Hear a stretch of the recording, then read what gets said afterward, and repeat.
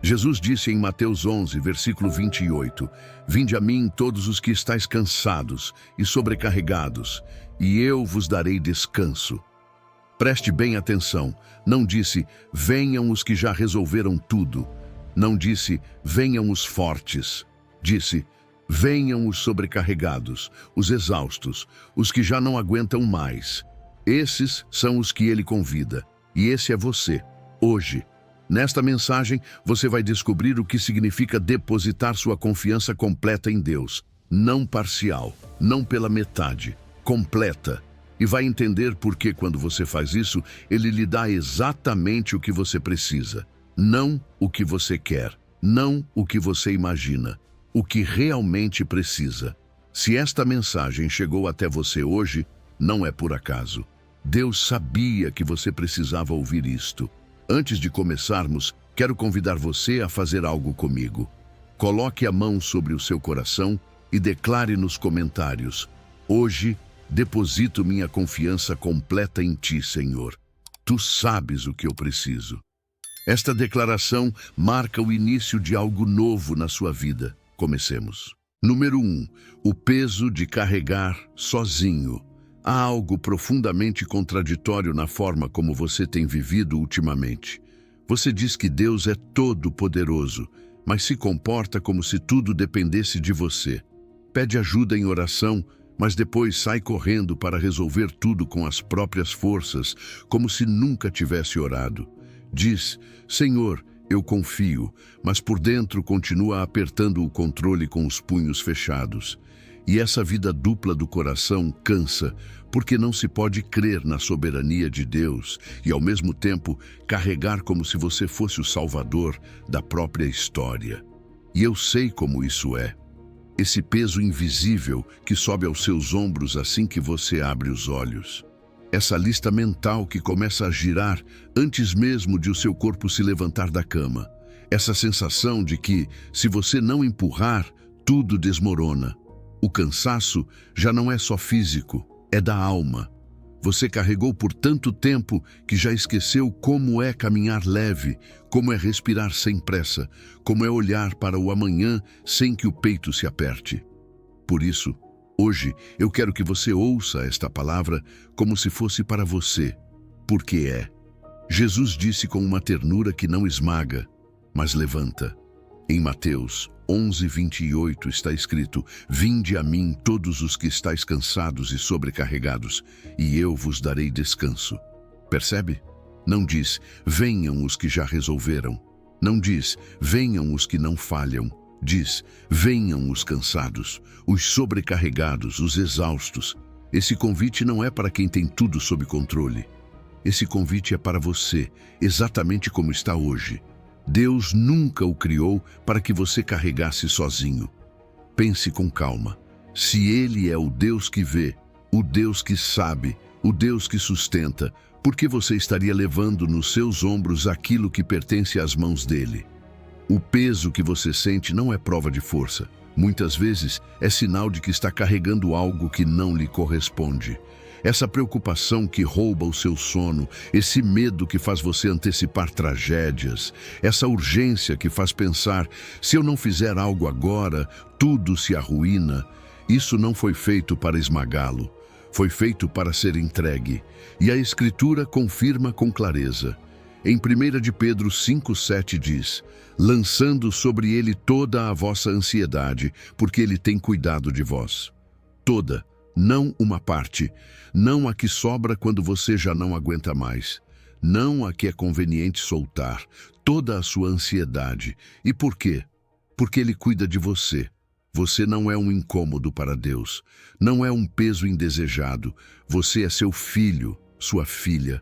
E um bom pai não olha para os filhos afundando sob o peso e diz, resolva sozinho. Um bom pai estende os braços. Imagine que você está caminhando por um longo caminho e cada preocupação se transforma em uma pedra que alguém coloca na sua mochila.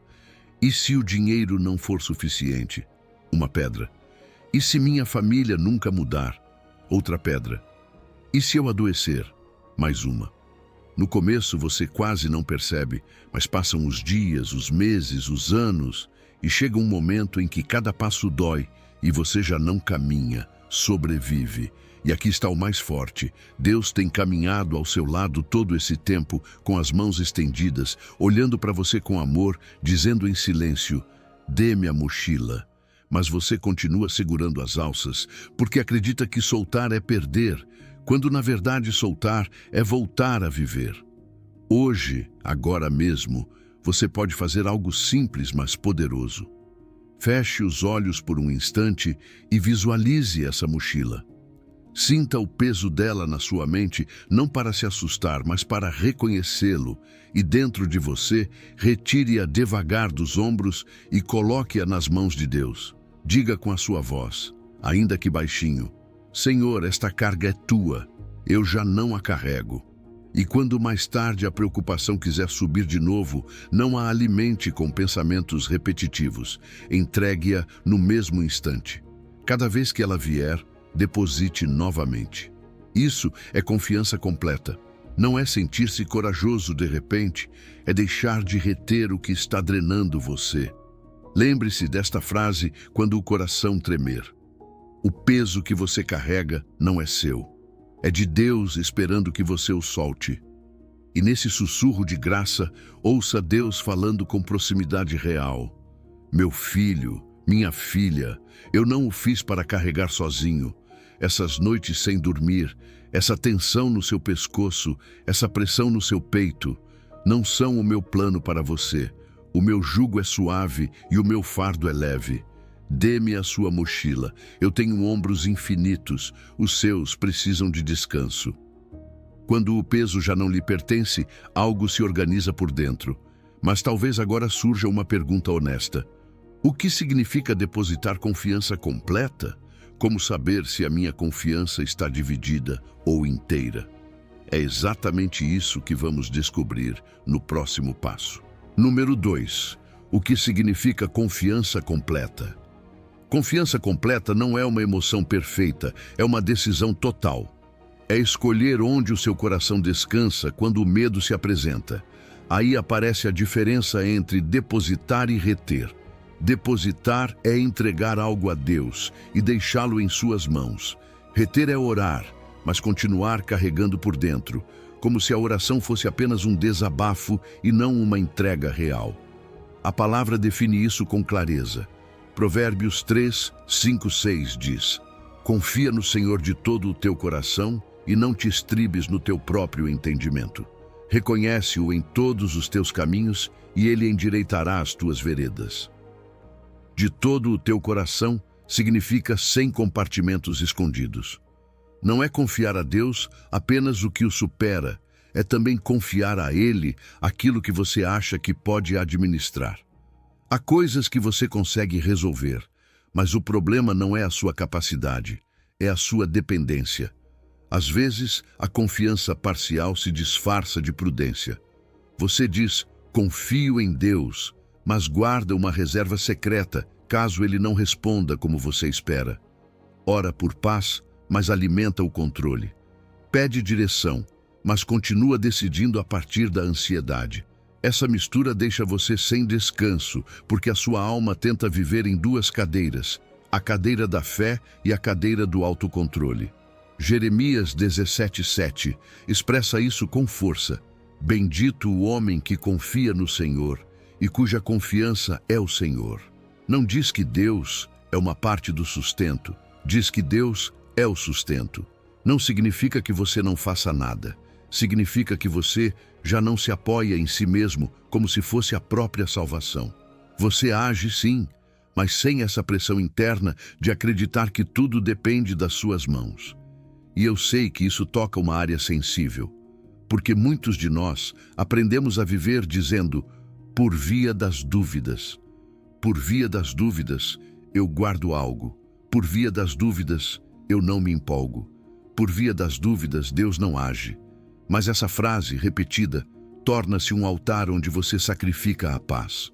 Não é preparação, é o medo governando. A prudência faz você administrar, mas não faz você desconfiar de Deus.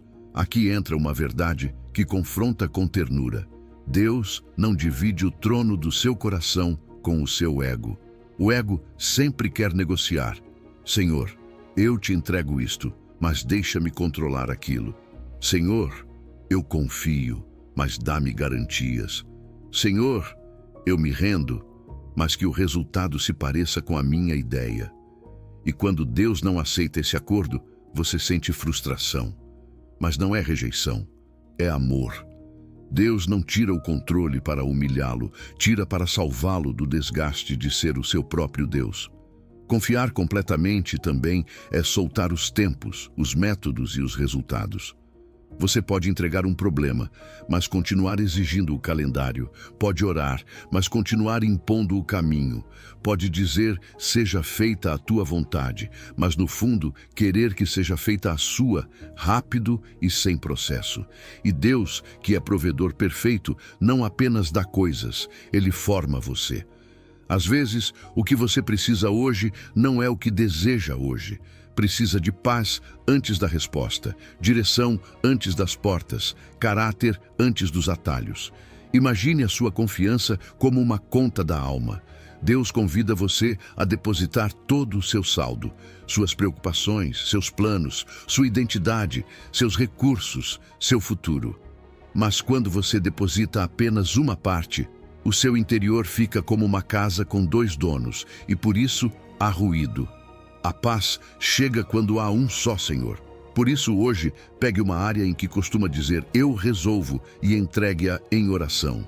Diga, Senhor, até isto que eu acho que controlo, coloco em tuas mãos. Tu és a minha confiança. E ouça isto de Deus para você. Não preciso que confies perfeitamente, preciso que confies completamente. Não te peço que entendas todos os meus caminhos. Peço que caminhes comigo. Eu sou o teu sustento. Conheço as tuas necessidades antes que as digas. Deposita a tua confiança em mim e eu te darei exatamente o que precisas hoje, da maneira que te cuide e te conduza. Talvez agora você pense, como sei que Deus realmente conhece o que eu preciso? E se eu me enganar ao soltar? Essa pergunta é legítima. E a resposta vai surpreender você, porque revela o coração do Pai que nunca chega atrasado. Número 3. O Pai que conhece antes que você peça. Há uma verdade que, quando finalmente desce ao seu coração, muda a forma como você ora e também a forma como você respira. Você não está falando com um Deus distraído, nem com um pai distante, nem com alguém que precisa que você explique a sua vida para então entendê-lo. Você está diante de um Pai que conhece antes que você peça, que vê antes que você chore, que entende antes que você encontre palavras. E isso não é poesia, é promessa. Mateus 6,8 diz assim, direto sem rodeios, vosso Pai sabe de que coisas tendes necessidade antes que lhe o peçais. Antes. Não depois que você se esforça, não quando fala bonito, não quando junta fé suficiente como se a fé fosse uma moeda. Antes, leia isso novamente com calma, porque aqui se quebra uma mentira muito comum. A mentira de que você precisa convencer Deus a ajudá-lo. Não. Você não ora para informar algo que Ele não sabe. Você ora para se alinhar com o que Ele já viu, com o que Ele já decidiu em amor, com o que Ele já está trabalhando, mesmo que você ainda não enxergue. A oração é o lugar onde o seu coração para de lutar e começa a se render. É o momento em que você solta o controle, não porque se rendeu à derrota, mas porque se rendeu ao Pai. E se ainda parece incrível que Deus conheça tanto sobre você, ouça esta intimidade do Salmo 139:4. Ainda a palavra não me chegou à língua, e tu, Senhor, já a conheces toda. Ou seja, a palavra que nem saiu da sua boca, Deus já conhece. O suspiro que você nem conseguiu soltar, Deus já ouviu. A necessidade que você ainda não sabe nomear, Deus já viu. Há dores que você sente apenas como uma pressão no peito, como um cansaço estranho, como uma angústia sem explicação. E Deus não vê apenas o sintoma, Ele conhece a raiz. Ele conhece a necessidade por trás da necessidade, porque às vezes você diz, eu preciso de dinheiro, e claro que há contas, claro que há urgências, claro que a geladeira também fala, mas por trás disso pode existir uma necessidade mais profunda, segurança, descanso, a confirmação de que você não está sozinho. Às vezes você diz, eu preciso que essa pessoa mude, mas por trás pode haver um anseio de paz na sua casa, de dignidade, de amor saudável. Às vezes você diz, eu preciso de uma resposta agora, mas por trás há medo, incerteza, feridas antigas. E aqui está o mais lindo. Deus não fica na superfície. Ele não trabalha apenas com o que você pede, ele trabalha com o que você realmente precisa para ser restaurado. Então, por que às vezes você sente que Deus não ouve? Porque há dias em que você ora e parece que o céu está fechado. Não é porque ele não saiba, nem porque tenha se esquecido de você.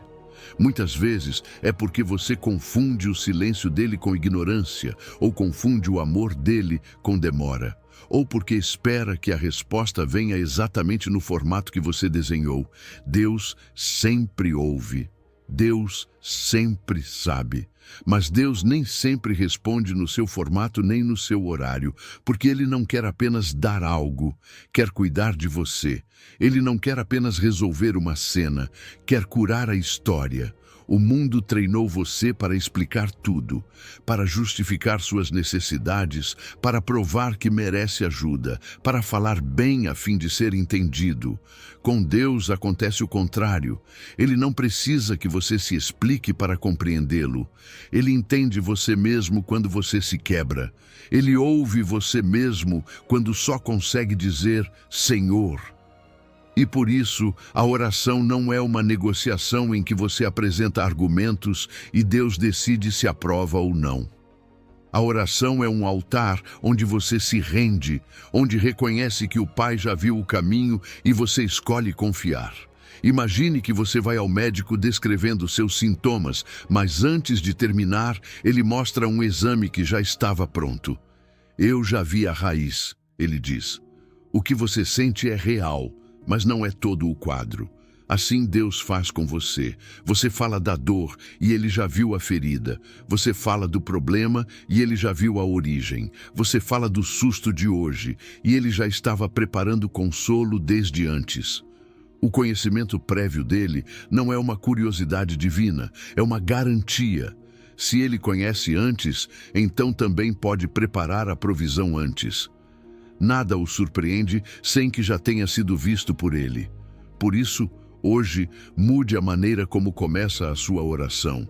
Em vez de correr para explicar, comece rendendo-se. Diga, Pai, Tu já sabes, conheces cada detalhe antes que eu o nomeie.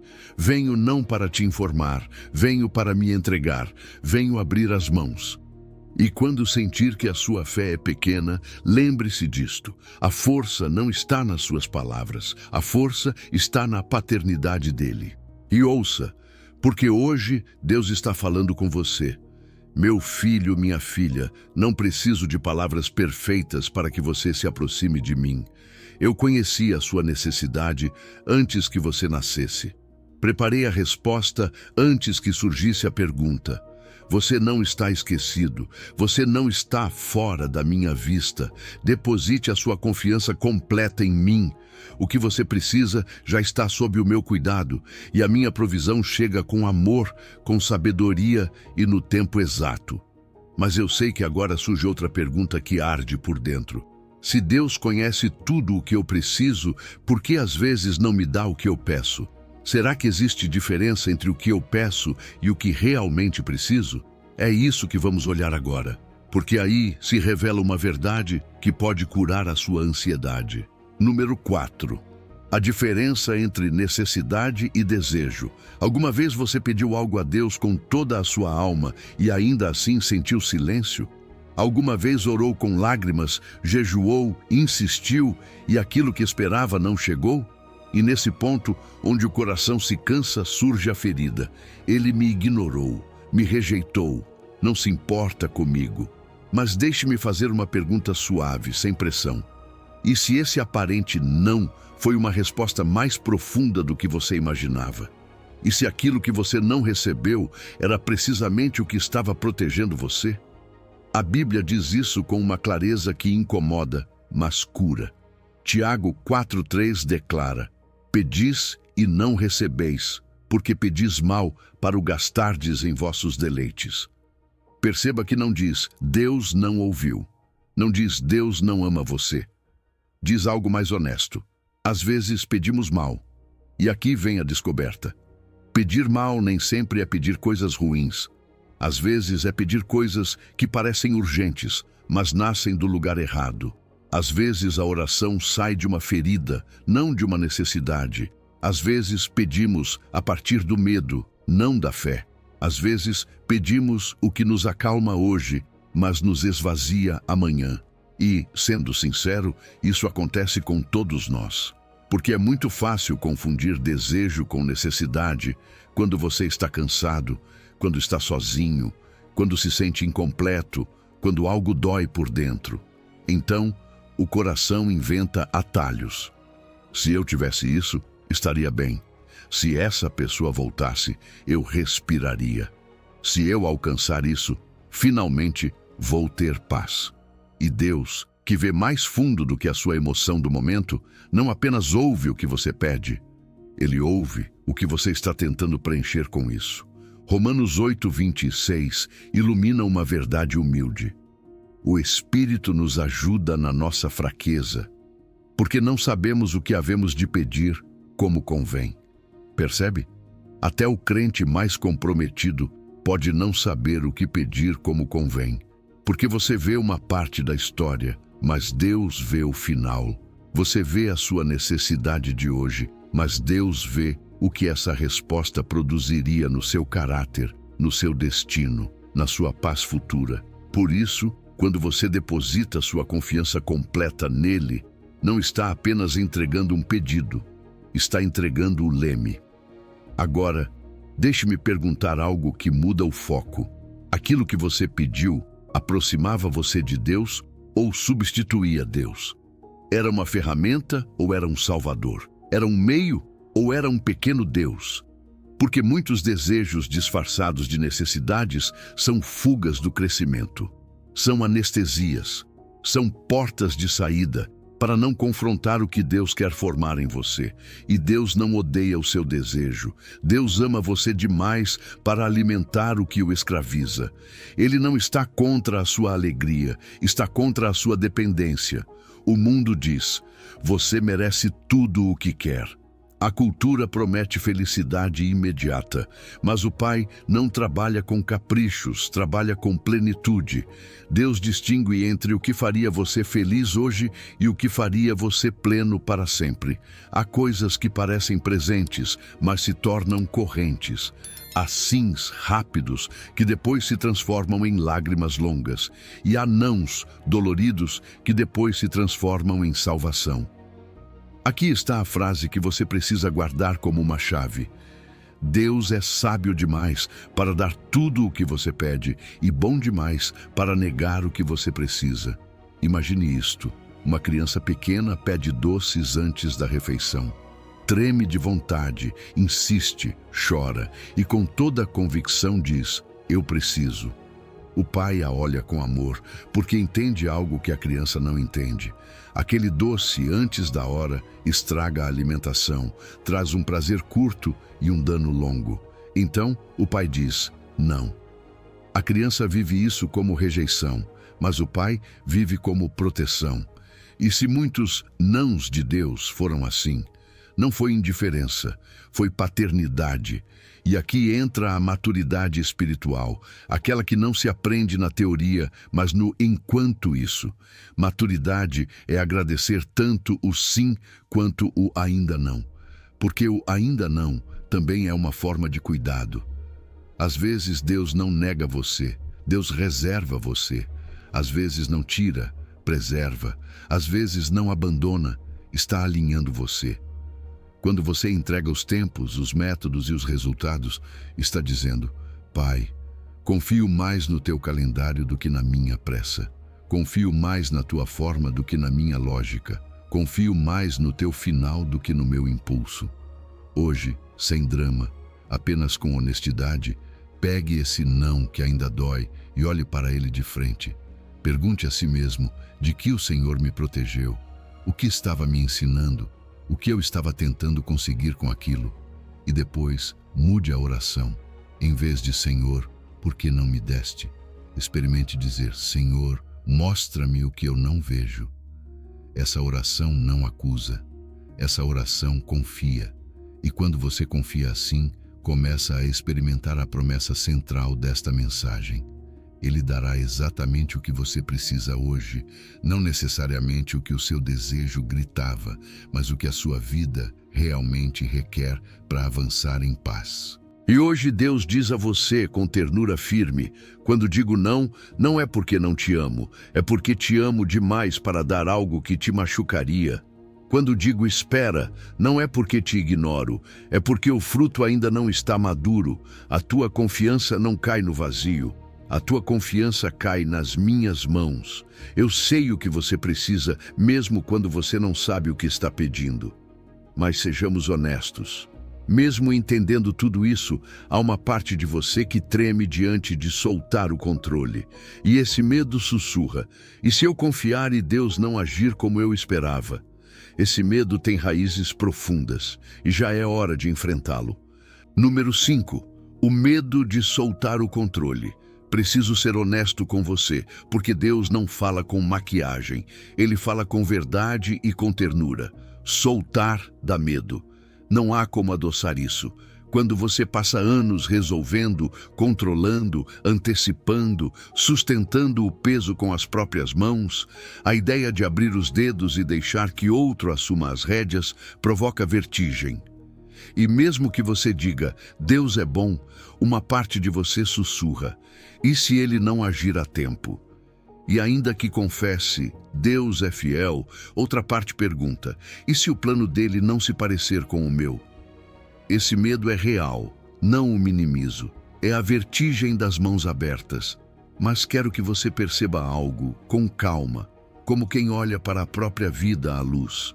O controle que você tanto protege não lhe deu paz, deu ansiedade, deu noites sem dormir, revendo cenários na sua cabeça. Deu tensão no corpo, como se você estivesse sempre em alerta. Deu esse cansaço estranho de viver, como se estivesse lutando contra o futuro. E aqui está a ironia mais cruel. O controle promete segurança, mas entrega correntes. É um Deus falso. Diz, se você não fizer, ninguém fará. E faz você se sentir sozinho. E essa é uma das mentiras mais antigas do inimigo. Fazer você acreditar que está sozinho, para que carregue como se não existisse um pai. E é justamente aí, nesse vale, que Deus aparece com uma frase que corta a névoa. Isaías 41:10 diz, não temas porque eu sou contigo, não te assombres porque eu sou teu Deus.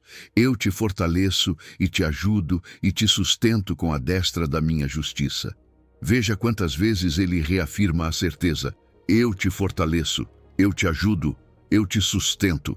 Deus não promete que você nunca sentirá medo, promete que não estará sozinho no meio do medo. Não promete ausência de vazio, promete sua presença no vazio. E se você ainda se pergunta de onde vem esse pânico, ouça o que afirma 2 Timóteo 1:7. Porque Deus não nos deu espírito de covardia, mas de poder, de amor e de domínio próprio.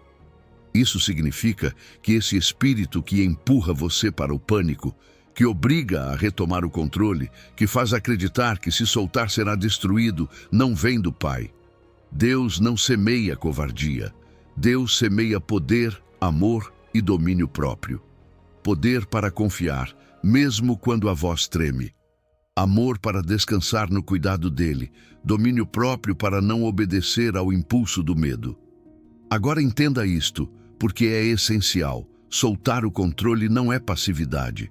Não é render-se ao acaso. Não é cruzar os braços e dizer que seja o que for. Soltar é transferência ativa de confiança. É olhar para Deus e dizer, minhas mãos são limitadas, as tuas são infinitas. Já não vou governar isto a partir do pânico. Coloco sob o teu governo. Isso é soltar, é entregar a jurisdição. E aqui vem a parte libertadora. Deus não honra a perfeição da sua fé, honra o ato de fé. Mesmo que seus joelhos tremam, mesmo que seu coração ainda tenha dúvidas, mesmo que você faça isso com lágrimas, se você abre a mão, Deus responde a essa rendição. Imagine um trapezista pendurado em uma barra, balançando no ar. À frente há outra barra, a que o levará ao outro lado. Mas há um problema. Ele não pode segurar a nova barra enquanto continua agarrado à antiga. Precisa soltar. E nesse instante, entre uma barra e outra, há um vazio. Esse vazio parece eterno. Esse vazio assusta. Mas esse vazio também é o momento da fé. Porque ali se decide se você confia no movimento, no treinamento e no que o sustenta. Assim também é com você. Não pode abraçar o novo de Deus se continua agarrado ao velho controle. Há um ponto em que você precisa soltar, mesmo sem ver ainda o próximo apoio. E nesse vazio, as mãos de Deus não falham. Hoje, faça algo tão simples que parece pequeno, mas é profundamente espiritual.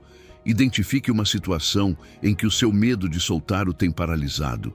Pode ser uma necessidade financeira, um relacionamento, uma decisão, a saúde, um futuro incerto. Agora, de verdade, abra suas mãos físicas, não como teatro, mas como símbolo da alma. E diga: Senhor, eu solto isto. Minhas mãos já não conseguem. Confio que tuas mãos são melhores que as minhas.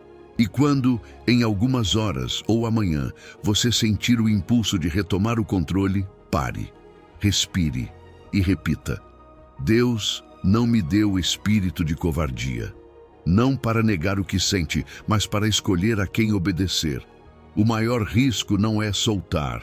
O maior risco é nunca ter soltado. Porque quem nunca solta vive escravo do próprio esforço. Vive dependente do próprio pulso. Vive como se a provisão viesse da sua ansiedade. Mas Deus está chamando você para outra vida.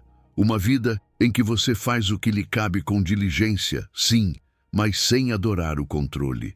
Uma vida em que o seu coração descansa, porque sabe que há um Pai que vê, que guia, que sustenta e que provê exatamente o que você precisa hoje. Agora, talvez você pense: eu entendo, mas não sinto. Sei o que devo fazer, mas meu coração não acompanha. Essa pergunta é crucial, porque aqui está a verdade que vai mudar tudo. Depositar confiança não é um sentimento, é uma decisão. E é exatamente isso que vamos ver agora. Número 6. Depositar é um ato, não um sentimento. Deixe-me confessar algo com o coração aberto, porque isso acontece com mais pessoas do que você imagina. Há momentos em que você ora e não sente nada. Diz: Senhor, eu confio, mas o seu estômago está em nós. Lê a Bíblia, mas a mente continua inquieta. Quer paz e tudo o que surge é uma onda de pensamentos. Se isso já aconteceu com você, não é um fracasso espiritual, é humano. E Deus que o criou não se surpreende com a sua humanidade. Ele não se escandaliza com as suas emoções. Ele as conhece. O que ele quer é ensiná-lo a não ser governado por elas. Porque aqui está a mentira que nos feriu. Acreditamos que fé é um sentimento. Que se hoje você não sente confiança, então não tem fé. Que se o seu coração não está tranquilo, então a sua entrega não vale. E é justamente o contrário. Fé não é sentir confiança. Fé é decidir confiar mesmo quando você não sente nada. Paz não é o requisito para se entregar. Paz é o fruto de já ter se entregado. Primeiro você deposita, depois descansa. Primeiro obedece, depois sente. E às vezes nem sente imediatamente, mas o depósito já foi feito. A Bíblia define isso com precisão. Hebreus 11, 1 diz: Ora, a fé é a certeza das coisas que se esperam, a convicção de fatos que se não veem. Perceba, convicção do que não se vê. Isso significa que a fé opera quando não há evidência visível, quando não há confirmação emocional, quando ainda não existe um sinal que acalme a mente. Se você visse tudo, não seria fé, seria vista. Se sentisse tudo, não seria confiança, seria conforto. A fé bíblica é uma decisão sustentada na escuridão, uma escolha da alma quando os sentidos não estão cooperando. E, para que não reste dúvida, 2 aos Coríntios 5:7 resume de forma simples: porque andamos por fé e não por vista. Andar por fé é mover-se mesmo sem ter o mapa completo. É dar um passo mesmo sem sentir segurança perfeita. É dizer: Senhor, hoje deposito minha confiança em Ti, mesmo que o seu peito ainda sinta pressão. Porque o depósito não depende do tremor da sua emoção, depende da firmeza da sua decisão. Pense nisso com uma imagem simples. Quando você deposita dinheiro em um banco, não espera sentir uma emoção especial para fazer a transação. Não se senta aguardando uma paz mística para então ir ao caixa. Você deposita porque decide fazê-lo. E depois, muitas vezes depois, vem a tranquilidade. A transação precede a emoção. Assim funciona a fé. Você deposita primeiro e a paz vem depois. Às vezes chega de repente, às vezes vem como um gotejar suave, mas vem. E mesmo quando demora, o seu depósito já está nas mãos de Deus. Aqui está outra verdade que vai libertá-lo. Suas emoções são passageiros, não motoristas. São como pessoas que entram no carro da sua vida e opinam, reclamam, gritam, se assustam. Um dia entra o medo, outro dia entra a tristeza, outro dia entra a ansiedade. Mas o volante não pertence a elas. Se você deixar que dirijam, viverá uma fé instável, porque suas emoções mudam como o clima. A fé madura não nega o que você sente, mas decide quem governa. E quem governa é a verdade de Deus, não o pânico do momento. Então, quando não sentir fé, não conclua: eu não tenho fé. Faça o que um crente maduro faz. Haja como alguém que confia, mesmo tremendo por dentro. Diga em voz alta com sinceridade: Deus, não sinto paz neste momento, mas decido confiar em Ti. Minha decisão é mais forte que minha emoção. Minha entrega não depende do meu ânimo, depende da Tua fidelidade. Isso é um ato espiritual poderoso, não porque soa bonito, mas porque quebra o hábito de viver reagindo. E cada ato de entrega fortalece o músculo da confiança. Assim como um músculo do corpo, a confiança é treinada com repetição. Hoje você entrega uma preocupação e talvez amanhã a pegue de volta. Não se condene, apenas deposite novamente. Isso também é fé. Fé não é uma entrega perfeita feita uma única vez. Muitas vezes é uma entrega constante, dia após dia. Cada vez que você solta, está dizendo: minhas mãos não são o meu Deus, Deus é meu Deus. E isso, com o tempo, constrói um descanso que não depende das circunstâncias. Ouça a voz de Deus sobre o seu coração cansado. Não te peço que sintas perfeitamente para confiar em mim. Peço que decidas confiar e eu cuido dos sentimentos. A paz virá, talvez não como você imagina, talvez não quando você exige, mas virá, porque eu respondo à sua rendição. Eu honro o passo que você dá, mesmo quando está tremendo. Deposite sua confiança completa em mim, e eu lhe darei exatamente o que você precisa hoje. E agora que você já sabe disso, nasce uma pergunta prática que vale ouro. Se depositar é uma decisão, o que você pode esperar quando confia? Deus dará tudo o que você quer. Ou existe algo melhor, mais profundo, mais exato na forma como Ele provê? A resposta está nessa frase que muda a perspectiva. Provisão exata. Número 7. A provisão exata, nem excessiva nem escassa.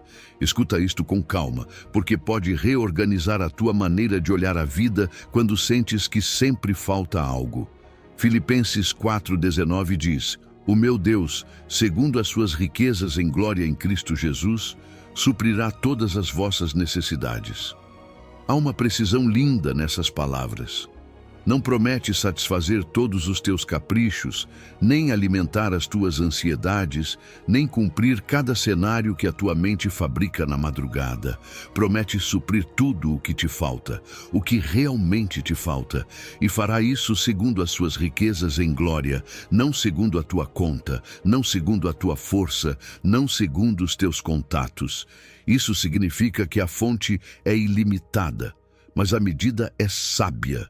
Deus não improvisa contigo, Deus calibra. E aqui é onde o coração precisa aprender uma verdade que cura a mentalidade de escassez. Às vezes tu chamas de falta aquilo que na verdade é exato. Chamas de escassez aquilo que Deus chama de suficiente, porque o mundo te treinou para acreditar que a paz vem quando sobra, quando se acumula, quando se controla o futuro. Mas o reino funciona de maneira diferente. A paz vem quando confias. E confiar não é negar a realidade, é colocar a realidade em mãos maiores do que as tuas mãos. A provisão exata de Deus não é uma migalha lançada de longe, é uma entrega próxima, diária, íntima. É Deus dizendo: eu sei do que você precisa hoje, e hoje eu te dou. Êxodo 16:18 ilustra isso como uma fotografia do coração de Deus. Mas, medindo-o com o Gomer, não sobejava ao que tinha colhido muito, nem faltava ao que tinha colhido pouco.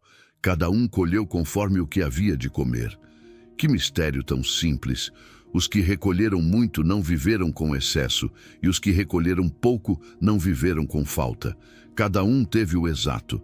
Essa é a provisão divina, nem excessiva para que você se esqueça dele amanhã, nem escassa para que você duvide dele hoje, exata para que aprenda a caminhar com ele a cada dia. Mas a alma pergunta: por que Deus não me dá de uma vez para meses? Por que não me deixa com o tanque cheio para eu me sentir seguro? E aqui aparece o paradoxo que te confronta com amor. O maná não podia ser acumulado. O que tentavam guardar para o dia seguinte estragava, se corrompia, perdia o frescor. Não porque Deus fosse limitado, mas porque Deus estava educando a dependência. Quando a tua provisão depende do depósito de ontem, o teu coração se torna autônomo. Quando a tua provisão depende de Deus a cada manhã, o teu coração se torna íntimo. A provisão diária não é castigo, é treinamento. É o Pai te ensinando a respirar na presença dele, não a sobreviver pelo teu controle. Imagina essa cena no deserto, quando o céu ainda era o supermercado do povo. Amanhecia e ali estava, fresco, suficiente, exato. Havia uma beleza no cotidiano da graça e também uma humildade. Você não podia dominar o amanhã com reservas escondidas. Tinha que sair, recolher, agradecer, confiar. E talvez hoje Deus esteja te levando a esse mesmo lugar.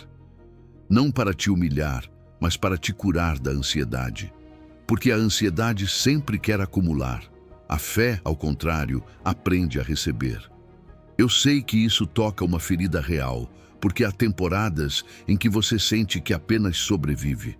Olha para as suas contas, para a sua saúde, para a sua família e pensa: não é suficiente. E por dentro te invade essa voz de escassez que diz que você está sozinho, que ninguém te sustenta, que o futuro é uma ameaça. Mas escuta, a suficiência divina é diferente da abundância humana. A abundância humana às vezes infla o ego e adormece a oração. A suficiência divina, porém, fortalece o coração e o mantém desperto. E se você olhar para trás com honestidade, vai perceber algo. Houve dias em que você não tinha explicação, e ainda assim chegou até aqui. Houve semanas em que pensou que não conseguiria, e aqui está você. Isso também é provisão. Hoje quero te levar a uma prática simples, não para que você se esforce, mas para que enxergue. Faça um inventário da alma, não do que falta, mas do que já foi provido. Talvez nesta semana Deus tenha te dado uma conversa que te sustentou, uma porta que se abriu no momento exato, um alimento que chegou quando você não sabia como, uma força interior que não era sua. Escreva na sua mente 3 suficientes de Deus e diga obrigado. E depois mude a sua oração. Em vez de Senhor, me dá mais, diga Senhor, me dá o exato. Porque o exato de Deus inclui até aquilo que você nem sabe que precisa: paciência, caráter, clareza, domínio próprio, proteção, paz. E agora, deixe que isto seja uma oração guiada, um sussurro humilde diante do Pai. Senhor, perdoa-me pelas vezes em que chamei de falta aquilo que era exato. Perdoa-me por medir o teu amor com os meus medos. Hoje recebo a tua provisão com gratidão. Hoje deposito a minha confiança completa em ti e descanso no fato de que a tua mão não chega atrasada nem se engana. Ensina-me a viver um dia de cada vez sem ansiedade, a depender de ti sem vergonha, a caminhar sem planos escondidos. Em nome de Jesus, amém. Grava esta frase no coração. Às vezes, ter apenas o suficiente é ter mais do que demais. Porque demais pode te distrair, mas suficiente pode te aproximar. E se hoje você tem o exato, então hoje você tem evidência de que Deus está com você. Mas para receber essa provisão com liberdade e não com angústia, há uma ordem que não pode ser ignorada. Jesus foi muito claro sobre as prioridades, e o que ele disse pode reorganizar completamente a sua maneira de viver. Vamos ver. Número 8. Buscar primeiro o reino.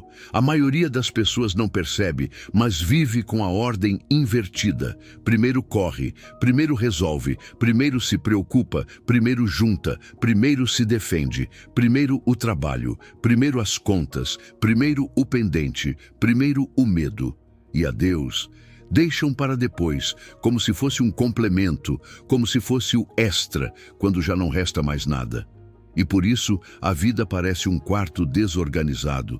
Muitas coisas importantes sim, mas todas fora do lugar. Jesus não veio apenas para te dar consolo.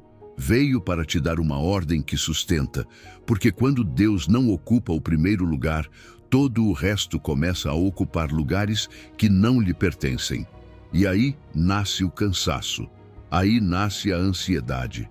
Mateus 6,33 não é uma frase bonita para colocar na parede. É uma chave para abrir provisão e paz.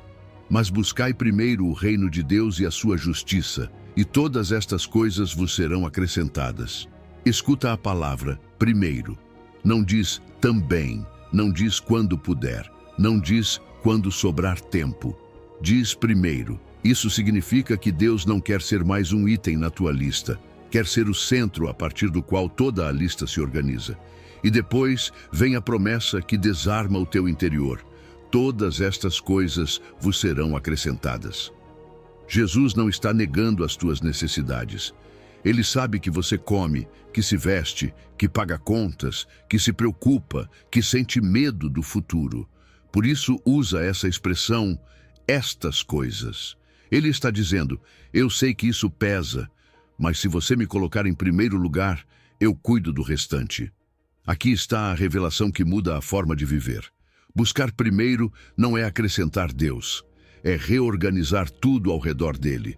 Porque muitos tentam somar Deus a uma vida já saturada.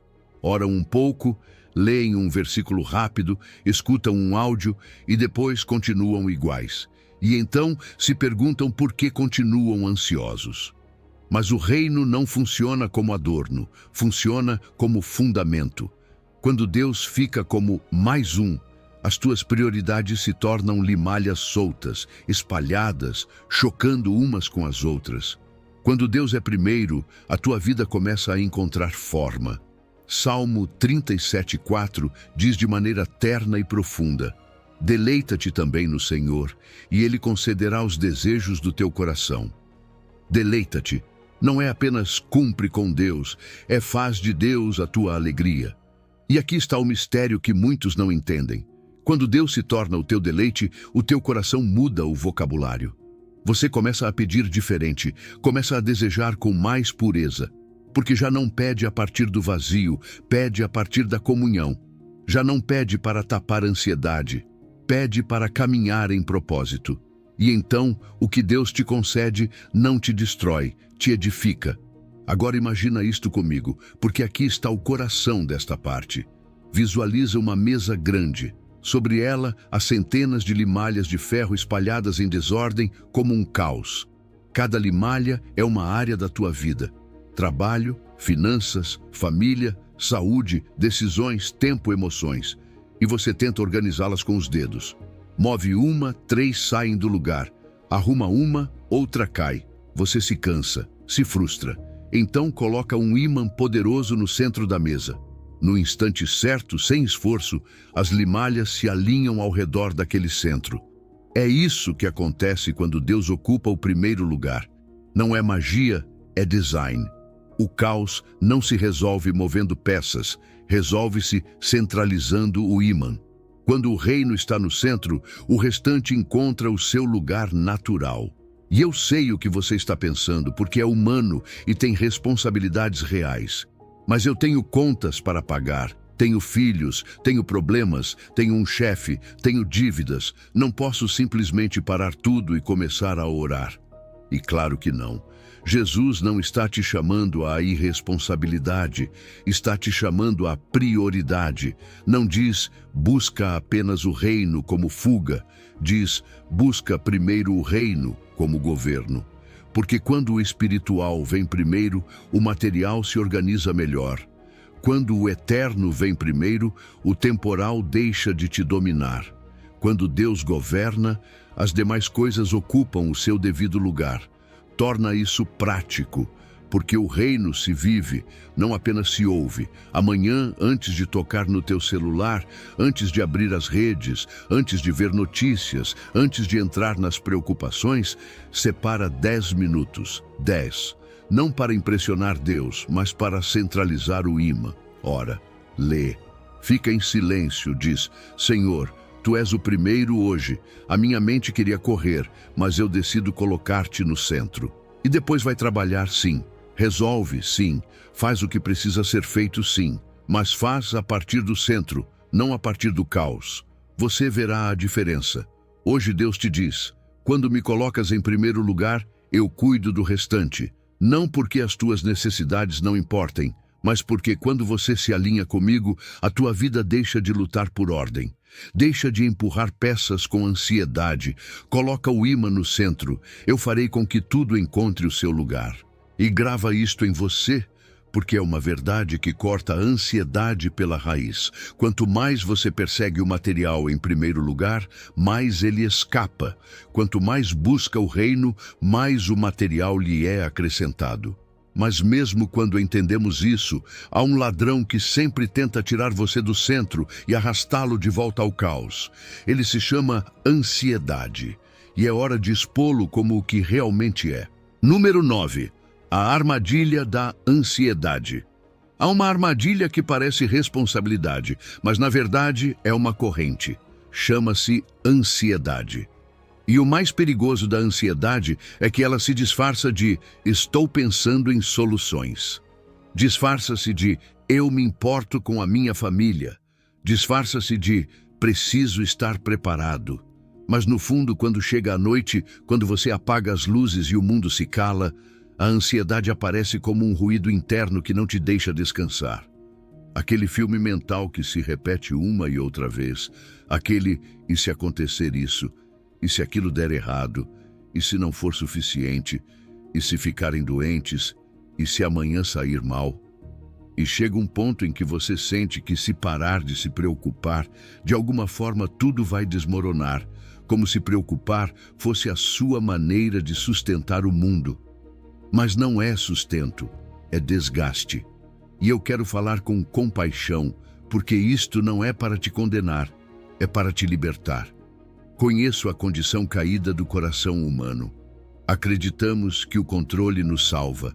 Acreditamos que a preocupação nos protege. Acreditamos que o medo nos mantém vivos.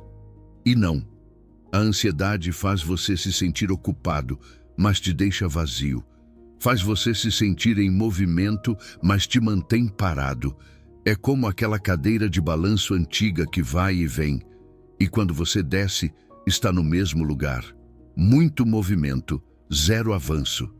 A cadeira de balanço te dá a ilusão de progresso, mas rouba a sua energia. É isso que a ansiedade faz com você.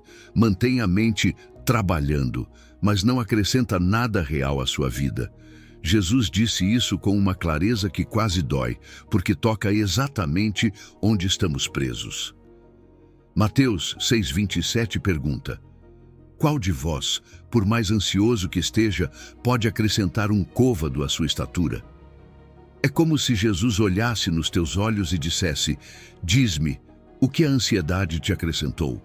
Acrescentou paz, acrescentou saúde, acrescentou provisão, acrescentou um dia a mais. E a resposta, se você for honesto, é esta: a ansiedade nunca acrescentou, só tirou. Tirou sono, tirou paciência, tirou ternura, tirou foco, tirou fé. Enquanto você tentava proteger o futuro, a ansiedade roubava o presente. Por isso eu te digo algo que talvez você nunca tenha visto assim. A ansiedade é uma oração invertida. Na oração, você medita no provedor e entrega o problema. Na ansiedade, você medita no problema e esquece o provedor. E ambos ocupam o mesmo espaço: a sua mente, o seu peito, a sua respiração, a sua noite. A diferença é que um abre o coração e o outro o aperta. Um te leva ao descanso e o outro ao esgotamento. A ansiedade é como se ajoelhar diante do problema, prestar culto ao "e se". E quando a tua mente adora o "e se", o teu coração começa a viver como se o pior já fosse verdade.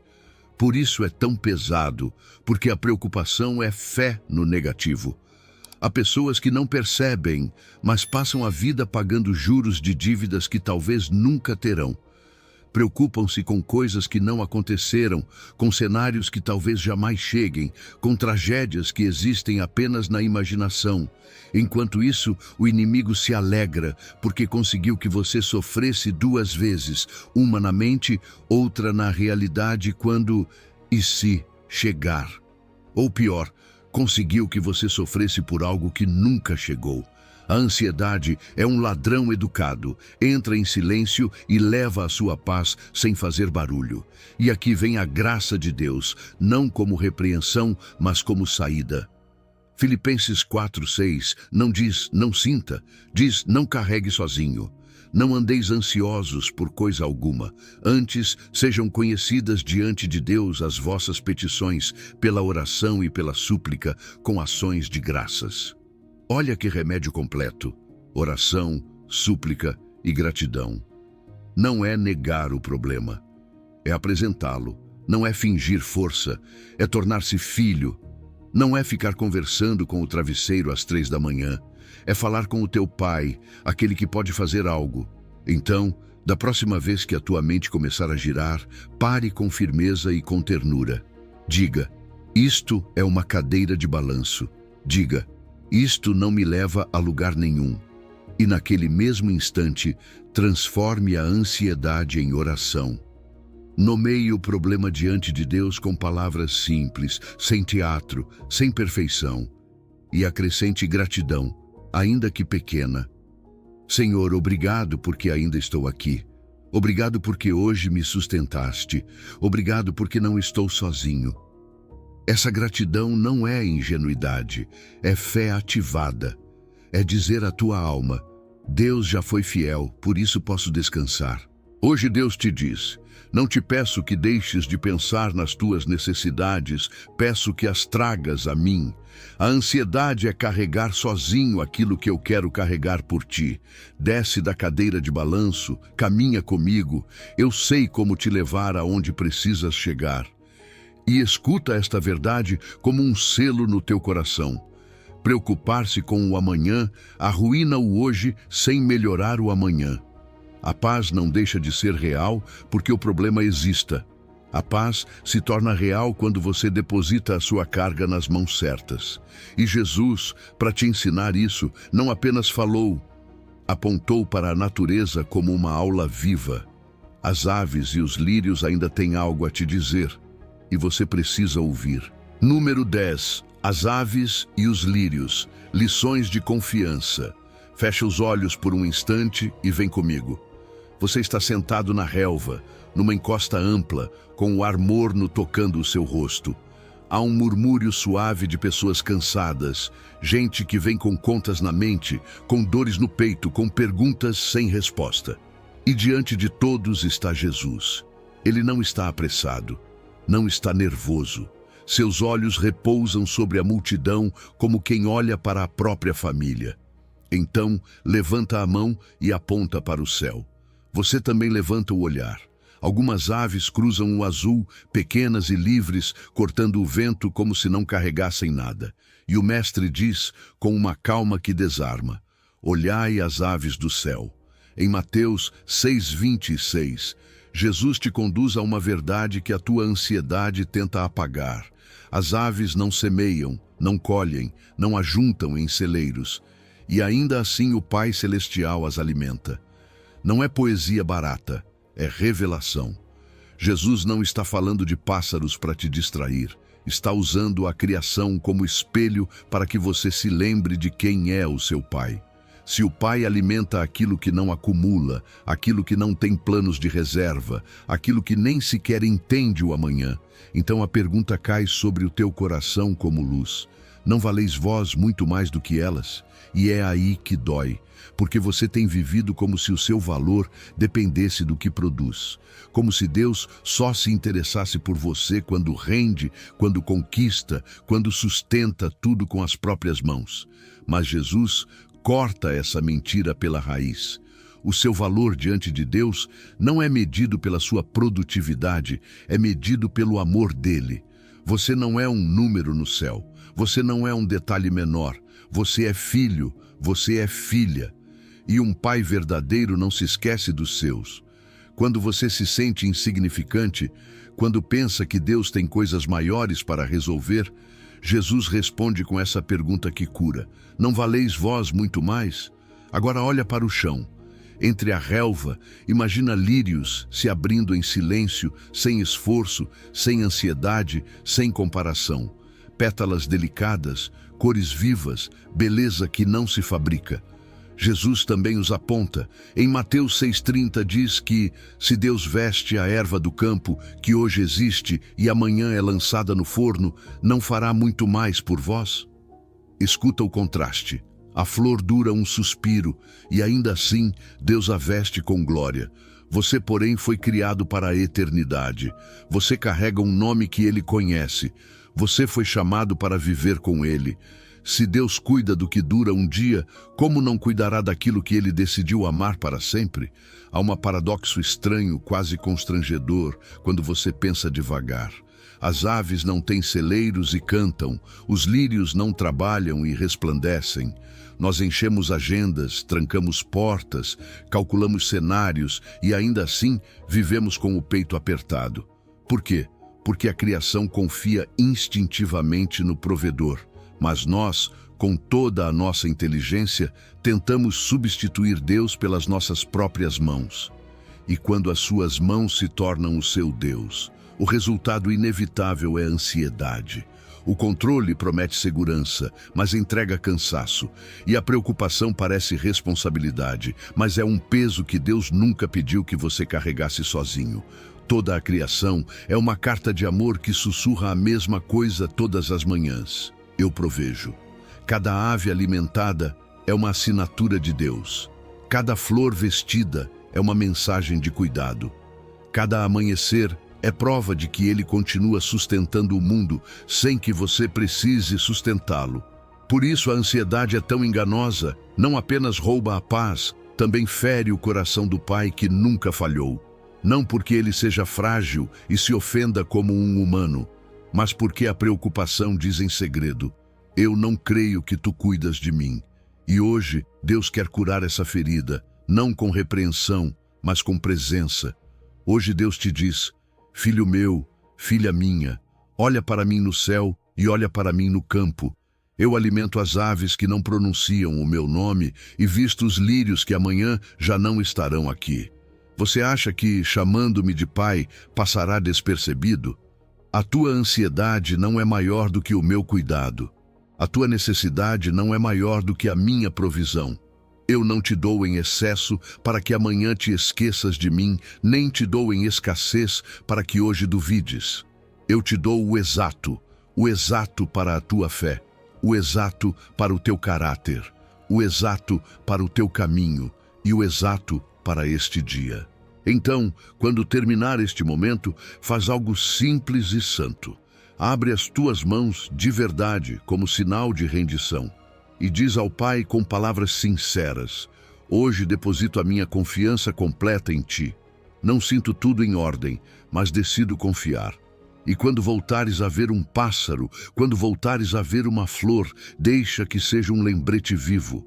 O meu Pai provê, o meu Pai cuida, o meu Pai não se esquece.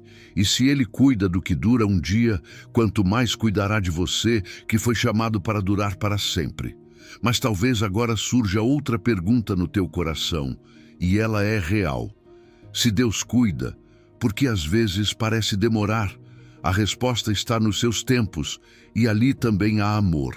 Número 11. Confiar nos tempos de Deus. Há algo que quase ninguém te diz quando você está esperando. A espera não apenas cansa, também confunde. Porque você já orou, já pediu, já fez a sua parte e ainda assim vê o mesmo cenário diante de si. E nesse ponto surge a frase perigosa: Deus está demorando. Mas escuta isto com calma, porque pode mudar a sua alma. Deus nunca chega atrasado à sua necessidade real.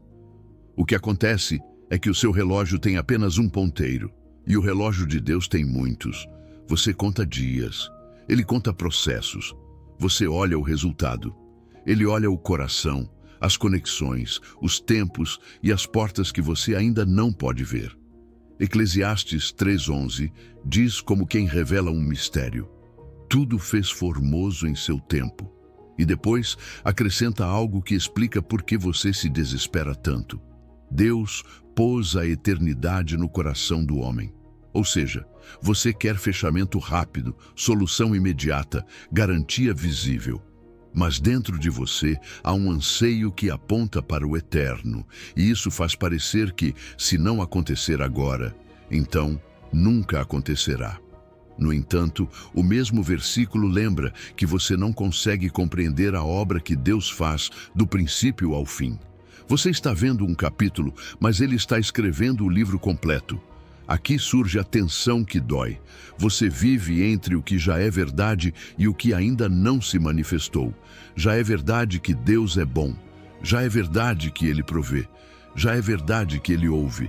Mas você ainda não vê a resposta. Ainda não muda a circunstância. Ainda não se abre a porta. E nesse ainda não, o inimigo sussurra: está vendo? Deus não veio. Mas a fé responde: Deus está, mesmo que eu ainda não veja. A promessa não cai porque o tempo se alonga. A promessa amadurece. Abacuque 2:3 fala exatamente para esses dias em que a visão parece tardar. Diz que ainda que demore, espere-a, porque certamente virá, não mentirá. Parece contradição, mas é remédio. Pode parecer demorado, mas não é mentira. Pode parecer atraso, mas não é abandono. O ainda não significa nunca, significa ainda estou trabalhando. E aqui quero te validar sem maquiar nada.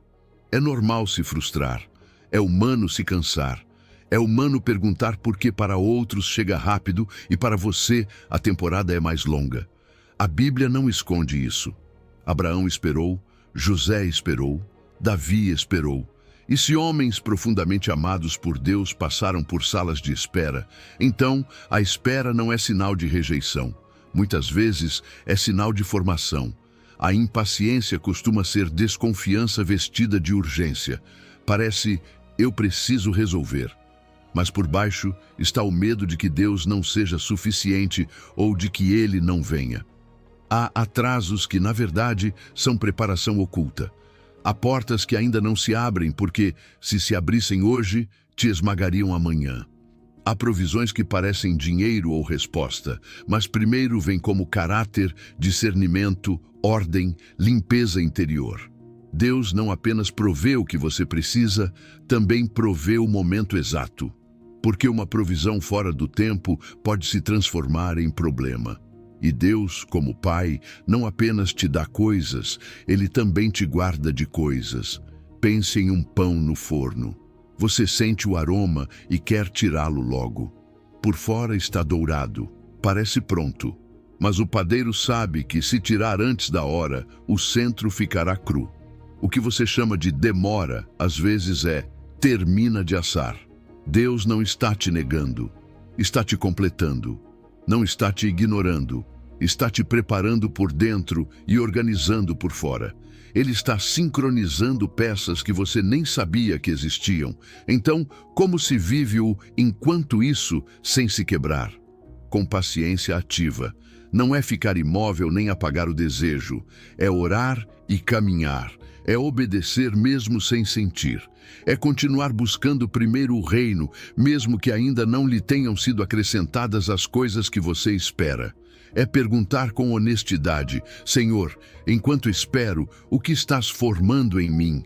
Porque essa pergunta te tira da reclamação e te coloca no propósito. E quando há propósito, a espera pesa menos.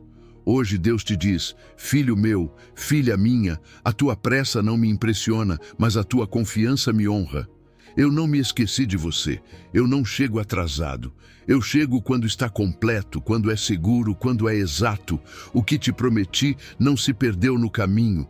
O que pediste não caiu no chão. Estou trabalhando no que você vê e no que você não vê.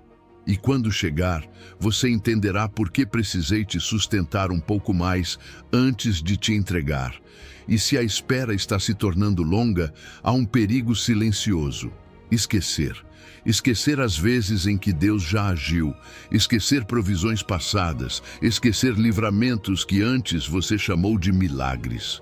Por isso, o próximo passo é vital: recuperar a memória da fidelidade dele, porque a memória é o combustível da confiança quando o ainda não tenta te apagar. Número 12. A fidelidade comprovada de Deus. Já aconteceu de Deus ter te tirado de uma tempestade e quando a próxima chega, você sentir que está afundando de novo, como se nunca tivesse aprendido a nadar? Ontem você tinha um testemunho na boca e hoje tem um nó na garganta. Ontem dizia: Deus foi fiel, e hoje se surpreende perguntando: e se desta vez ele não for? Não digo isso para apontar o dedo, digo para te abraçar com verdade. Isso acontece com muita gente, porque a mente humana esquece rápido quando o medo fala alto. E o coração, quando se assusta, age como se Deus não tivesse histórico. Mas aí está o paradoxo que nos desperta. Israel viu o mar se abrir, caminhou em terra seca, viu o maná cair, bebeu água da rocha e ainda assim tremeu quando surgiram gigantes. O mar aberto foi apagado da memória quando apareceu um problema novo. E se formos honestos, você e eu já fizemos algo parecido. Deus te sustentou em uma crise, abriu uma porta quando não havia saída, te preservou quando estava no limite. E sem perceber, agora você olha para a prova presente como se fosse a primeira vez que Deus te coloca diante de algo assim. O inimigo ama essa amnésia espiritual, porque onde há esquecimento, a dúvida volta. Por isso hoje preciso te dizer algo com calma. A memória espiritual não é um luxo, é uma arma. Recordar não é nostalgia, é estratégia. Cada provisão passada se torna evidência para as provas futuras. Não porque a nova situação seja idêntica, mas porque o Deus que a sustenta é o mesmo. Seu caráter não muda, seu braço não se encurta, seu amor não esfria. A pergunta real não é: Deus poderá com isso? Mas por que eu daria mais peso ao meu medo do que à sua fidelidade comprovada? Há um versículo que é como uma tocha na escuridão. Lamentações 3:22-23 diz que pelas misericórdias do Senhor não fomos consumidos, porque as suas misericórdias não têm fim, renovam-se a cada manhã. Grande é a sua fidelidade. Pare um segundo aí. Renovam-se a cada manhã.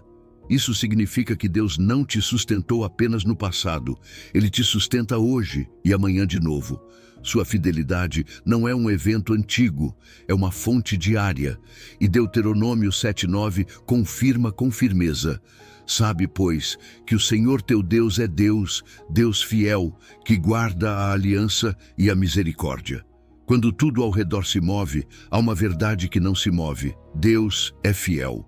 Agora imagine a cena como se você estivesse caminhando por uma estrada empoeirada, como aqueles discípulos a caminho de Emaús. Você vai falando das suas preocupações, das suas perdas, dos seus porquês, e Jesus vai ao seu lado. No início você não o reconhece, porque a dor embaça a visão. Mas enquanto ele caminha com você, começa a te lembrar. Conecta os pontos. Mostra que na sua história havia pegadas, que nos seus dias mais pesados houve sustento, que nas suas noites mais longas houve uma mão invisível. E de repente você entende, não estava sozinho. Ele já estava ali. Só que a pressa tinha roubado sua capacidade de perceber. No Antigo Testamento, quando o povo atravessava um rio ou vivia uma intervenção de Deus, levantava memoriais, pedras empilhadas, altares, sinais visíveis para que a próxima geração perguntasse: o que significa isto? E a resposta fosse um testemunho vivo. É isso que você também precisa. Porque se você não edifica a memória, o medo construirá narrativas. Sua vida também deve ter pedras, momentos escritos, marcados, lembrados. Não para se exibir, mas para sustentar sua fé quando o coração quiser retroceder. Hoje, torne isso real.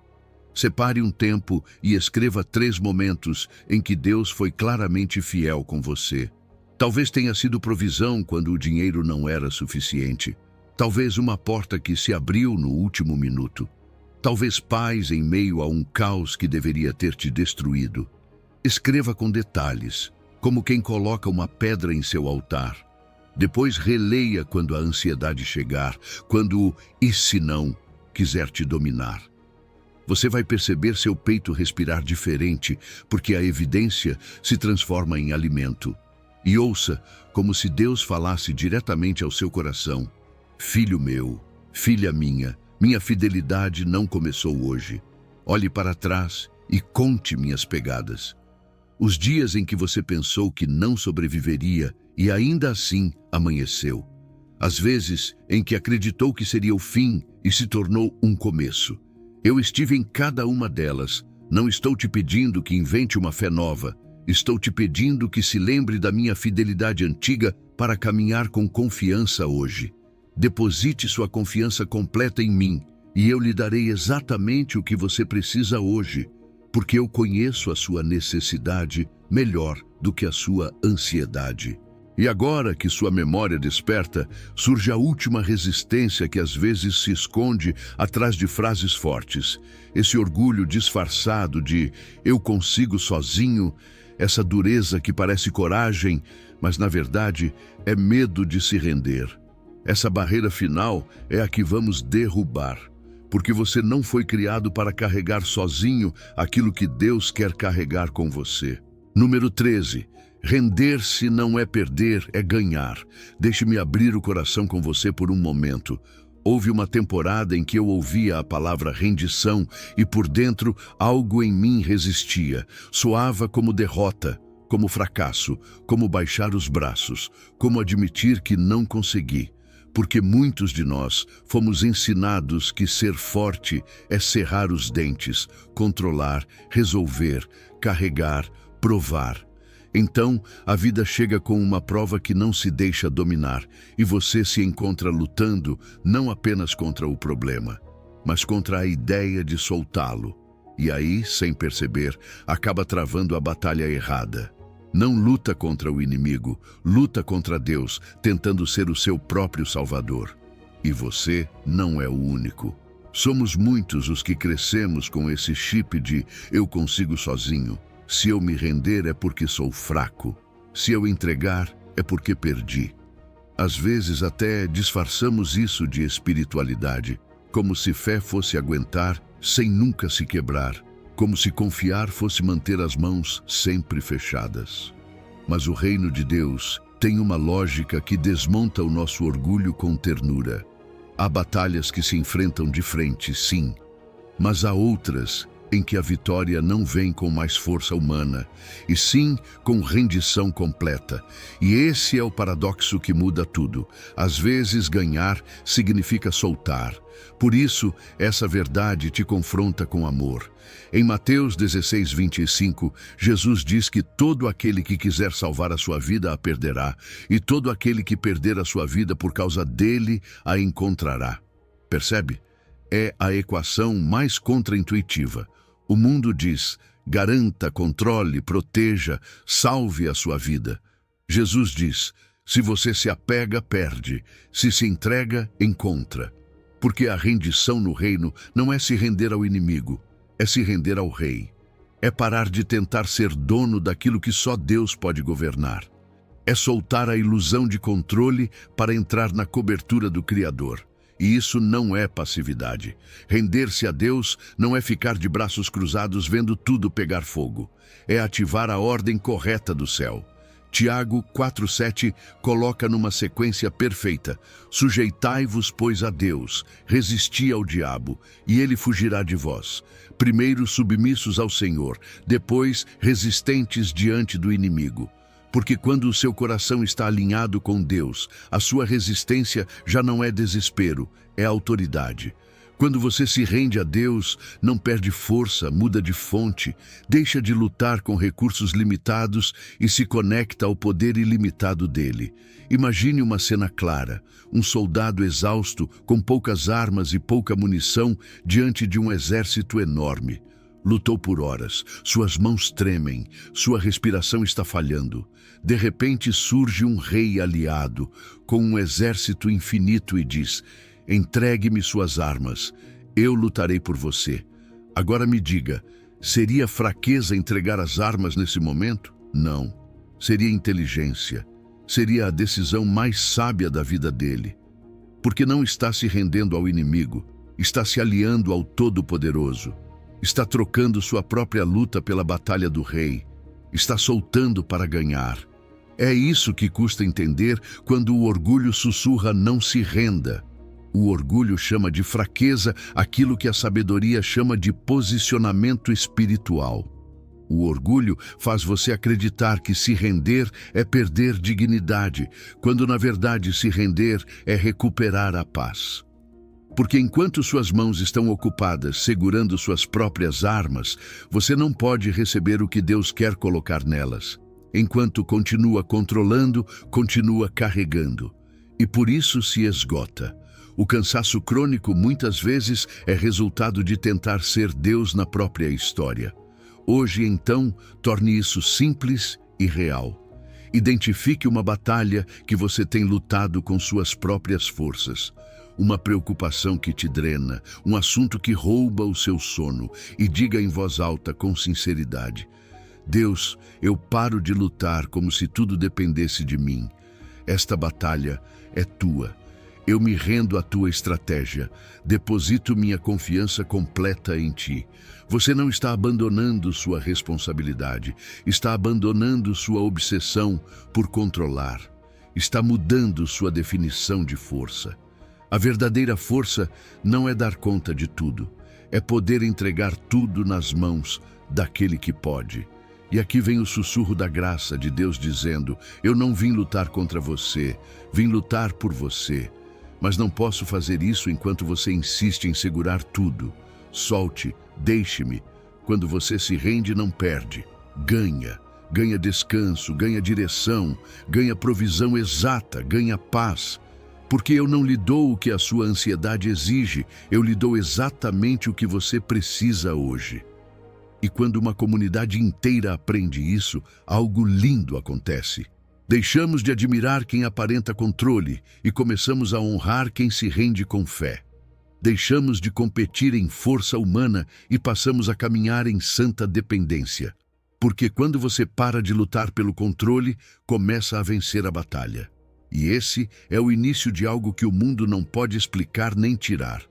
Uma paz que não depende das circunstâncias, mas de a quem você entregou a guerra. Número 14. A paz que excede todo entendimento. Filipenses 4:7 diz: "E a paz de Deus, que excede todo entendimento, guardará os vossos corações e os vossos pensamentos em Cristo Jesus." Leia como se estivesse deixando essas palavras cair devagar dentro do seu peito. A paz de Deus. Não a paz que você fabrica cerrando os dentes, nem a que aparece quando finalmente tudo se resolve. É uma paz que vem dele como um presente que não depende do seu desempenho. E o mais impressionante é isto: excede todo o entendimento. Ou seja, não precisa de explicação humana para existir. Há momentos em que a sua vida não faz sentido, mas a paz faz, porque a paz não descansa na sua situação, descansa no seu Deus.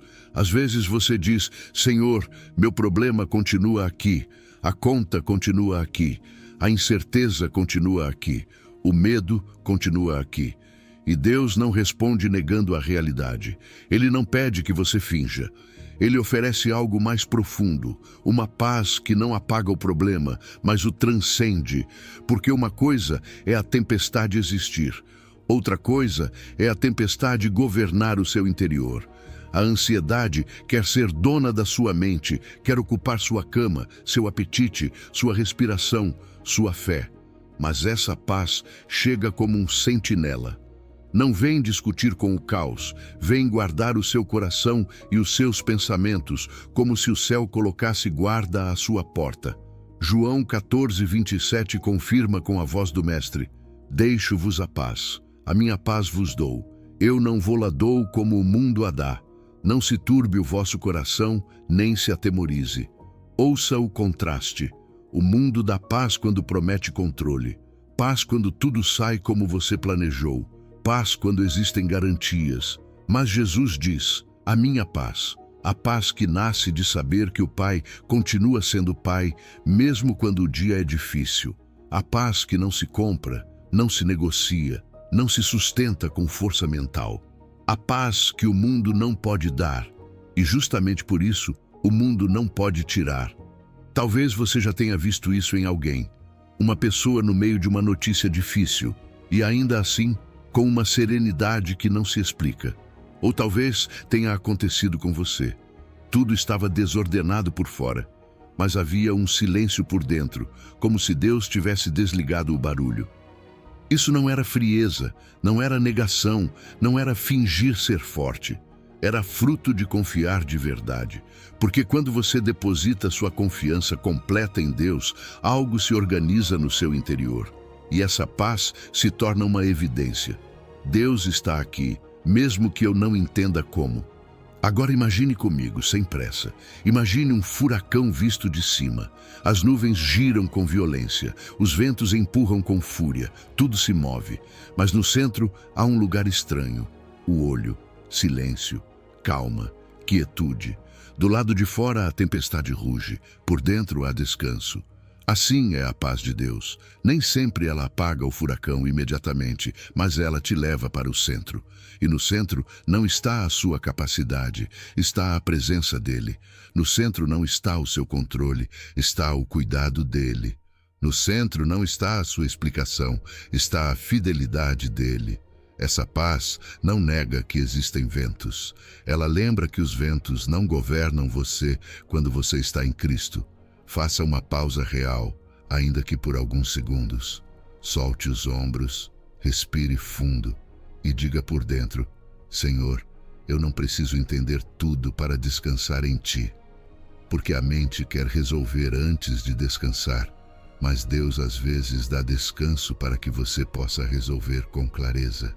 A paz não é o prêmio por ter resolvido, é o ponto de partida para caminhar. Por isso, Filipenses 4:7. Não apenas promete paz, promete guarda. Seu coração e seus pensamentos, esses lugares onde a ansiedade entra como ladrão, ficam protegidos por uma paz que não discute, simplesmente se estabelece. E aqui vem o prático, com ternura. Da próxima vez que sentir o peito apertar e a mente acelerar, não corra primeiro para soluções. corra primeiro para a paz. Diga ao Senhor: antes de resolver, dá-me a tua paz. Antes de decidir, guarda a minha mente. Antes de falar, guarda o meu coração. Você verá que a paz nem sempre muda o problema na hora, mas sempre muda a forma como você o enfrenta. Porque quando está em paz, você não luta a partir do pânico, não decide a partir do medo, não ora como quem suplica desesperado, mas como filho que confia em seu pai. Deus lhe diz: a minha paz não é a ausência de problemas, é a minha presença no meio deles. Eu não atiro quando as coisas vão mal, eu a dou especialmente quando as coisas vão mal. Venha para o centro, deixe-me guardar o seu interior. O que você precisa hoje não é carregar mais, é descansar mais em mim. Porque a paz mais profunda não chega quando tudo está bem, mas quando tudo está nas mãos dele. E quando você deposita sua confiança completa, recebe uma paz que não tem lógica humana, mas tem respaldo divino. Número 15. O convite de hoje. Há verdades que podem te comover, até podem te fazer chorar, e ainda assim permanecer flutuando no ar se você não as transformar em uma decisão. Porque compreender não é o mesmo que se comprometer. Você pode ouvir sobre a confiança completa, sobre a provisão exata, sobre a paz que excede todo o entendimento e ainda continuar vivendo como se tudo dependesse de você. Por isso hoje é um ponto de virada. Hoje não é mais um dia. Hoje é o momento em que aquilo que você sabe se torna pacto, em que aquilo que você sentiu se torna caminho, em que aquilo que você entendeu se torna uma assinatura espiritual. Hebreus 3,15 diz com uma urgência santa: se hoje ouvirdes a sua voz, não endureçais os vossos corações. Hoje. Não quando você tiver mais forças. Não quando o cenário estiver mais claro. Não quando sua mente parar de lutar. Hoje. Porque o coração se endurece de forma muito sutil. Não apenas quando você se rebela, mas também quando adia, quando diz: sim, Senhor, mas depois. E esse depois se transforma em uma porta fechada dentro de você, um hábito de adiar a obediência. Hoje Deus não está te condenando, está te chamando, está dizendo: não perca o milagre por continuar adiando o passo. E 2 aos Coríntios 6,2 reafirma: eis agora o tempo aceitável, eis agora o dia da salvação. Agora. Não é pressão humana, é misericórdia divina. Deus conhece sua tendência de prometer a si mesmo que vai mudar amanhã. Você conhece essa voz. Amanhã começo a orar de verdade. Amanhã paro de me preocupar. Amanhã solto o controle. Mas o amanhã tem um truque. Nunca chega como você imagina. Ele vem com novas urgências, mais ruído, mais desculpas. A fé se ativa no presente, não em intenções futuras. E Deus responde à decisão, não apenas ao desejo. Imagine isso de forma concreta. Um contrato sem assinatura é apenas papel. Você pode lê-lo e dizer: que lindo, pode concordar com cada linha. Mas enquanto não estiver assinado, não tem efeito. Não é válido, não se executa, não move nada. Assim, há muitas pessoas com contratos não assinados. Acreditam que Deus é bom, acreditam que Deus provê, acreditam que Deus cuida, mas não assinaram com o coração. Não fizeram o ato de entrega, não depositaram a confiança completa. Hoje, Deus coloca a caneta na sua mão. Não para te obrigar, mas para te dar uma saída. Para que você deixe de viver no limbo entre a esperança e o medo. E a assinatura não é um sentimento, a assinatura é uma decisão. Por isso, o momento central desta sessão não é apenas ouvir, é falar. Porque há batalhas que se rompem quando sua boca se alinha com sua fé. E eu quero te pedir algo simples e profundo. Escolha uma preocupação específica, não todas de uma vez. Uma. Aquela que tira o seu sono, aquela que faz você olhar para o teto de madrugada, aquela que aperta o seu peito quando está em silêncio. Coloque a mão sobre o seu coração, como um ato físico que representa o espiritual, e diga em voz alta, mesmo que seja baixo, mas audível, real, presente: Pai, hoje deposito minha confiança completa em Ti. não parcial, não dividida, completa. Solto o controle que nunca foi meu. Entrego-te este peso que tem me esgotado. Confio que tu conheces minhas necessidades antes mesmo que eu as nomeie. Confio que tua provisão será exata, no momento exato, da maneira exata. Confio nos teus tempos, ainda que minha mente não os compreenda. Hoje eu assino este pacto contigo. Hoje decido não voltar a pegar aquilo que já te entreguei. Meu coração está rendido, minha confiança está depositada. Em nome de Jesus. Amém. Agora permaneça aí por um segundo, porque há algo que você precisa ouvir no mais profundo. Sua confiança não caiu no vazio, não se perdeu no ar, chegou às mãos certas. E hoje Deus te diz, com ternura firme: filho meu, filha minha, recebo o teu depósito, recebo a tua rendição. Não te peço perfeição, peço entrega. Não te peço que não sintas medo, peço que não caminhes sozinho. A partir de hoje, quando a ansiedade bater à tua porta, lembra de que esta casa tem dono. Tua confiança ficou em minhas mãos, e minhas mãos não soltam o que amam. Eu não me distraio com você, eu não te esqueço, eu te sustento. Este pode ser o ponto de virada que a sua vida precisava. Não porque amanhã tudo será fácil, mas porque desde hoje você deixa de carregar como órfão e começa a caminhar como filho. Não porque as perguntas desapareçam, mas porque a paz se estabelece antes das respostas. Não porque a tempestade pare imediatamente, mas porque você já não está do lado de fora, está no centro, no lugar onde Deus guarda o seu coração. Confiança completa, provisão exata. Hoje você declarou, hoje você recebe, e hoje você caminha diferente. Você chegou até aqui, e isso não é por acaso. De todos os vídeos que poderia assistir hoje, ouviu este. De todas as palavras que poderiam chegar aos seus ouvidos, recebeu estas. Deus te trouxe aqui porque havia algo que a sua alma precisava ouvir. Quero que grave isto no seu coração. O peso que você carrega não é seu. Deus nunca te projetou para levá-lo sozinho. A provisão de que você precisa já está preparada. Você não precisa conquistá-la, precisa recebê-la. E a paz que você busca não vem quando tudo se resolve, vem quando você deposita tudo nas mãos dele. Esta noite, antes de dormir, quero que faça algo simples. Abra as mãos como se estivesse soltando algo e diga em voz alta: Senhor, deposito minha confiança completa em ti. O que eu preciso, tu sabes. O que vier, tu sustentas. Se esta mensagem tocou o seu coração, compartilhe-a com alguém que também esteja carregando tudo sozinho. Às vezes, uma mensagem compartilhada é a resposta à oração de outra pessoa. E se ainda não se inscreveu, faça isso para continuar recebendo estas palavras da parte de Deus. Lembre-se, confiança completa, provisão exata.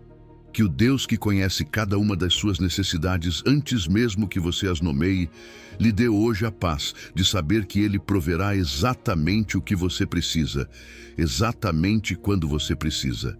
Até breve. E nunca se esqueça, você não caminha sozinho.